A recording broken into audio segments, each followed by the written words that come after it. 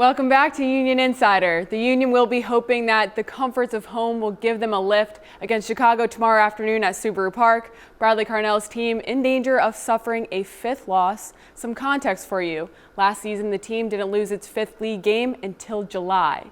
To help us better understand where the team goes from here, we bring in someone who's covered this team long enough to have seen all the ups and downs. Joe Tansey joining us via Zoom. Joe, thanks for setting aside some time for us this week. Absolutely. You're right. I've seen almost everything you could imagine and then some. Joe, I don't want you to pull any punches here, but if you were in Bradley Carnell's shoes this week, what three things would be on your whiteboard with big circles around them? So first, I would take what happened in the second half against Club America. I would circle that and say, and be a little more on the front foot, a little more aggressive. I think that was that 15 to 20 minute stretch that we saw at the second half that produced the penalty. It's really good. So there's something you can bottle up there, right? And really make something to build off of. So I think that's one is look, this team's capable of doing that. It's just a matter of putting that all together for 45, then for 90. Like it's just got to be more consistent. And I think that's something you can absolutely build on. Two, look, there's got to be something from the attack, and whether that be chance creation needs to get better from the number 10 spots. A little more, I guess, more shots on target is really what you're looking for. More pressure on the net from the forwards. I'd really like to see that. And then three, I think defending wise, it's been pretty good. I mean, the Atlanta game, sure, you give up 3 goals, but the structure's in place. It feels like the best 4 are now able to play together with Philippe and Digga being in the squad. So I think that's something, just focus on that, focus on the defensive principles and make sure that everything in the back is okay, because the defensively, it's been manageable back there so far. You can at least deal with that. It's just the chance creation, being able to have consistent pressure in the final third is something you want more of. You mentioned the Atlanta game. Let's go back there for a minute. Between the 2 glorious chances in the first 10 minutes, plus the missed PK by Milan Iloski at 1-0, it felt like a game of missed opportunities in some ways. Would you agree? Yeah, I'd say so. And look, there are going to be games like that throughout the season. It's just the fact that it's built on top of everything else that's gone on this season so far. Because in a nutshell of a 34 game season, a 3-1 loss on the road, those happen. But in the context of where the Union are at right now, it just feels like nothing's going their way. And it's a little different from 2024, where they were playing well and nothing was going their way. The breaks just weren't lining up at all for the team. This year, it feels like on top of the breaks not going their way, performance isn't matching that and not getting the deserved result. So it's just piled on top of each other because of how the results have gone early this season. 3-1 on the road, it happens. But I think because of how the season has started, those mistakes and the shortcomings have just been amplified.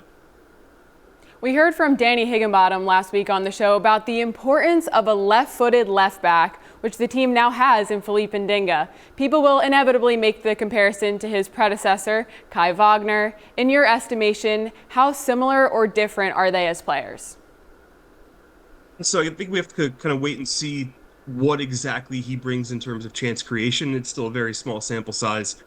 But look, unfortunately for him, that's the standard he's going to be compared to. I guess you can say the same thing with Jaffet Seri-Larsen being compared to Jacob Glesnes, because the profiles are so similar for when they came into the club as well. It's, again, still a small sample size. I like what I've seen, but I need to see more in terms of chance creation, just getting forward what he can bring to the fore. And with that comes this international break after the Chicago game, I think will be huge for him, because it'll give him 2 full weeks to settle in and figure out what the strengths and weaknesses of his teammates are. And I think that's a big thing that he missed coming in so late. Joe, oftentimes when there's been a run of extended poor form, managers look to shake things up, whether that's changing habits, playing a lot of young players. There's a lot of ways to do that. What do you think that looks like for Bradley Carnell? Shaking things up for me is finding more consistency. Just give me your best 11. And what worked is so well last year is we knew what the best 11 was. We knew which 11 guys were going to be on the field. We knew what they were going to bring each game. I think they're still missing that right now, whether it be because of the preseason injuries, and Dinga being coming in late. Bruno Damiani was out for 2 weeks in preseason, getting his green card sorted out. So I think now that you have all the pieces in place, there's not really a ton of injuries to worry about. I think in this case, it's just finding your best 11 and making sure that you have that and you know what it is now that all you're going to be playing until now, until the end of the World Cup break, is league games. Let's switch gears for a bit and talk World Cup and the possibility of seeing a Union player take part. Andre Blake is an automatic starter for Jamaica. This much is certain. Less certain is their path to a World Cup berth, with a playoff match against New Caledonia a week from tomorrow. 2 wins from a spot. Size up the Reggae Boys' chances for us. It's going to be fascinating. They'll win the first one, but the second match is the key, and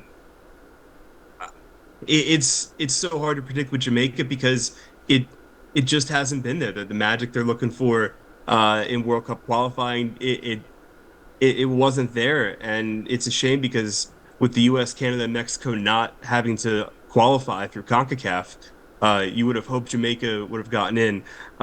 Look, with Andre Blake in it, anything's possible, so you can't count that out. But Jamaica's got to get something from their attack if they're going to end up qualifying for the World Cup. And what a great story that would be after all these years, Jamaica trying to make it through to the World Cup.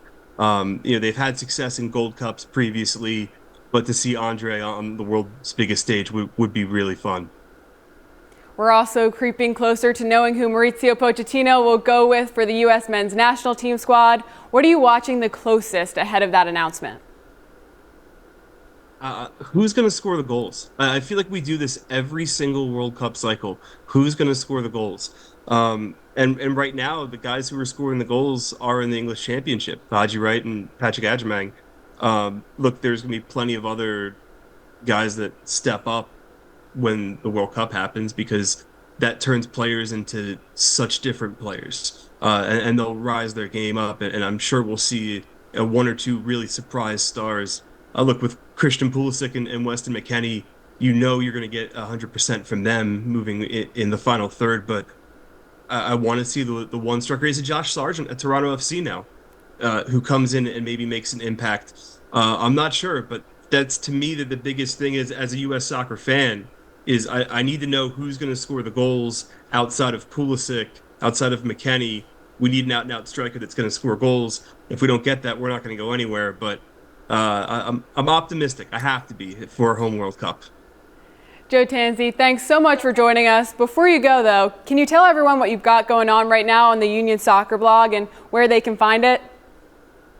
Yeah, you can go follow at unionsoccerblog.substack.com. A very big piece, very exciting piece coming out on Monday, a little behind the scenes of what it takes for the Union to get from Spain to Clearwater to Trinidad to Mexico. Very fun piece I had a lot of fun working on. So that's coming out to start the international break on top of your normal match content each week. Can't wait to read it. Thanks, Joe.